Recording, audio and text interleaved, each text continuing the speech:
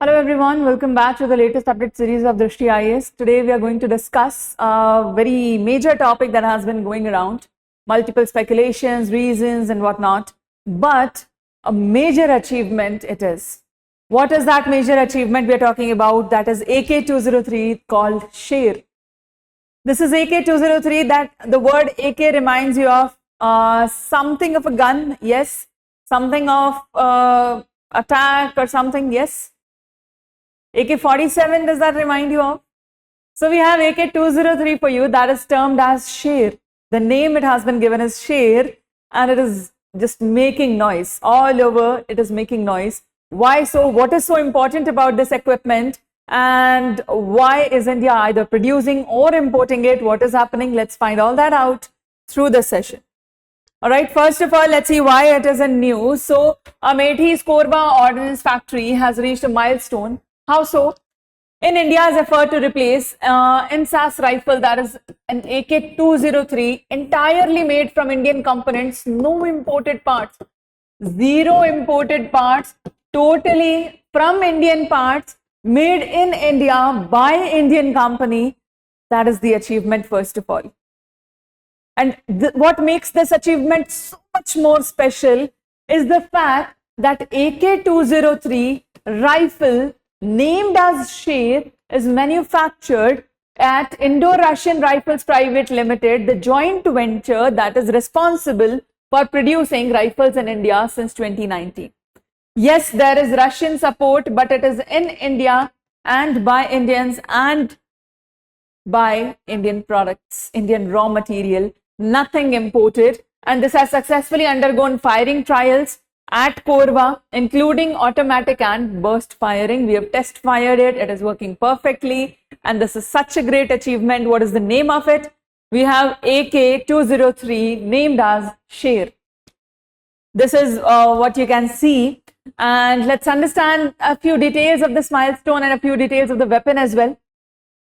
The weapon Sher, that is a gas-operated, magazine-fed assault rifle chambered in 7.62 into 39 mm. This is the size. The Sher variant passed automatic and burst firing trials at the Korwa facility. They have automatic as well as the burst, that you load it and burst like the normal rifles as you see. 100% indigenization is something of an importance here, that we talk about. Approximately 50 major components it has and 180 sub-components, 120 complex manufacturing processes, all done in India by Indian products. India has achieved total indigenization. We had 50% indigenization of it already in 2025 mid. And in a very short period, we have come from 50% to 100%, and that is how we have established a domestic vendor for critical parts like barrels, bolts, fire, control systems, specialized coatings, everything. Indigenization, that is 100%. All right. Manufacturing and timeline, if we talk about it, is produced by Indo-Russian Rifles, as we discussed. The total order size was 601,427 rifles that are valued at 5,200 crores. That is the acceleration and the production goal that is happening. Delivery deadline has been moved from October 2032 to December 2030. That means because it is indigenized now, we can actually produce more at a very quicker pace as compared to when we had to import a few parts from other countries. Right? Exactly. So this is how they're going to produce it. This is how it is important. Clear? Yes. A joint venture between India's AWIL and Munitions India Limited alongside Russia, Kalashnikov Conserve and Rosoboron Export. Why the shift to AK-203? Why are we trying to make it? Why are we shifting towards it?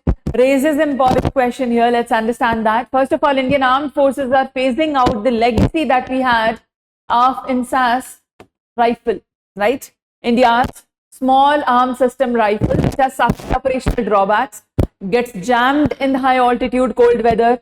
Oil spraying is required. Crackling plastic structures are a problem that we were facing, and that's why we needed a replacement, and thus enter AK-203, right? If we talk about the feature and the comparison regarding INSAS and AK-203, we see that according to the caliber, it had 5.56 into 45 NATO, and here it is larger. Primary design focus, disable, wound enemy personnel, here modern lethal stopping war. Like it is lethal and it is a stopping power. It has a stopping power of modern technology. Feature and rail system, fixed stock, limited optic mounting options. But in AK-203 we have Picatinny rails, folding adjustable stock and ergonomic grip. A proper ergonomic grip that prevents the slip that happens, especially in the cold or humid weathers, right? The grip that loses, because of that we need ergonomic grip, and that has been done adjusting to the fist size and folding an adjustable stock so that we can carry it comfortably. And then the rails are also here because it is not a fixed stock and a flexible one. Then the reliability, it is susceptible to cold weather jamming, the INSAS one, while our Sher has high durability under extreme environment conditions and can sustain them as well. These are the differences that we see, the advancements that we see that have been introduced in AK-203, that is Sher. Right? Exactly. But this brings us to the frameworks of the policy alignment that led to this. What is the framework that we are following and what are the policies behind this that are working? Number one is positive indigenization list. We have a positive indigenization list. Ministry of Defense has released multiple PILs banning the import of specific defense items like weapon system, ammunition, high-tech components, all that, so that they can drive domestic procurement. And because that was stopped, domestic procurement was taken up, and because of that, this indigenized product was created. Otherwise, the same products would have been imported as per habit. Even if there were indigenous products, they would have been imported as per habit, and that it would not have been indigenized. But just with one step of positive indigenization list, this has been changed. Capital acquisition under DAP 2020, the defense acquisition procedure, that is 2020, prioritizes categories like buy Indian IDDM, indigenously designed, developed and manufactured. That is what we are focusing on. And buy and make Indian. This model highlights how initial transfer of technology transition leads to 100% make in India.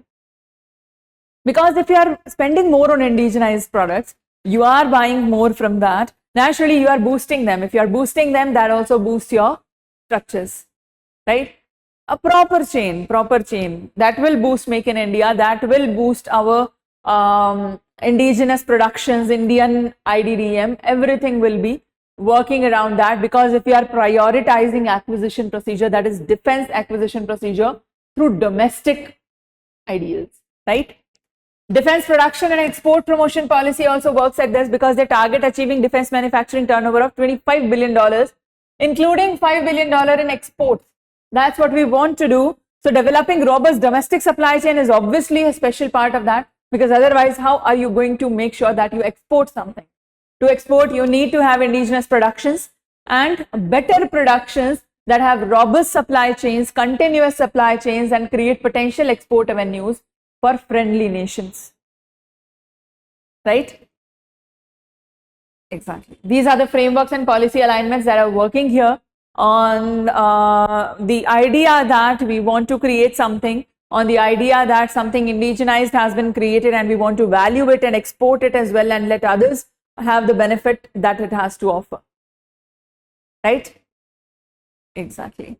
So now if we talk about the strategic and operational imperatives, let's see, we have shifted from 5.56 mm to 7.62 mm caliber.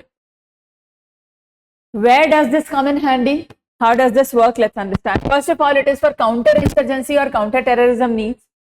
How? The INSAS 5.56 cartridge was designed around NATO philosophy of wounding or incapacitating enemy soldier, right? But asymmetric warfare and CT operations in Indian forces show that they need they have a requirement of shoot to kill, right? They're saying that once we have shot somebody, the person should be dead. He should not rise up and come back at it again, right? Imagine, whatever happens in games also, you feel like, okay, in movies and games and everywhere, you feel like, okay, shoot, the person's dead. That is what we want, right? And they're saying that what the NATO philosophy was that you just injure them enough, So they'll rise back again, they'll come at you again, and you will waste another energy, another bullet, another time, another minute of your war at the same person. For the same person, you will have to go through the entire process again just to make sure the person dies. So they're saying this is shoot to kill. Once we shoot you, there's no going back. Right? And we need that because in the recent operations we've seen that was classically necessary, because when opposite party, be it terrorist or be it anybody who has that kind of technology, will obviously use it. And if they have it, we need to have it as well, because otherwise we are just not playing on an equal field. Right? Exactly. So now two-front deployment is a high reliability in the external thermal windows also. How so? Because Siachen, cold Thar, deserts, etc.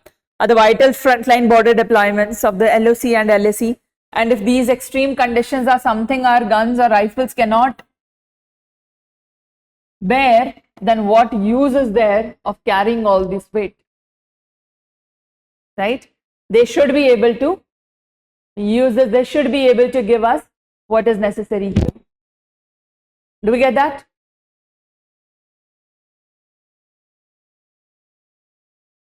Yes? Strategic and operational structures. That is about Sher, that is AK-203. Quite an advancement, quite an achievement. Huge round of applause for the team that has worked on this, right? Applaud India, and this is something definitely to feel proud of. Yes?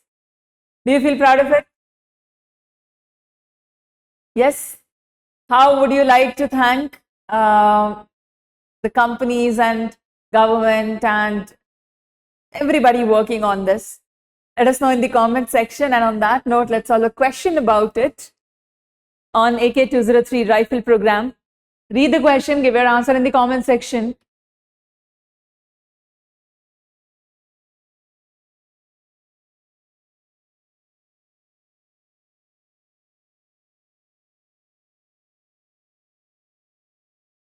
Done?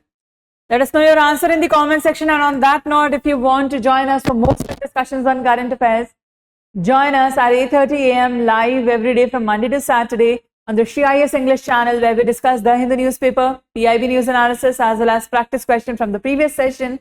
And we discuss editorials with mind maps, beautiful mind maps, simplified just for you. All right. Do join the session, subscribe to the channel, and that is about it. We'll see you in the next video. Till then, take care. Thank you. Bye-bye.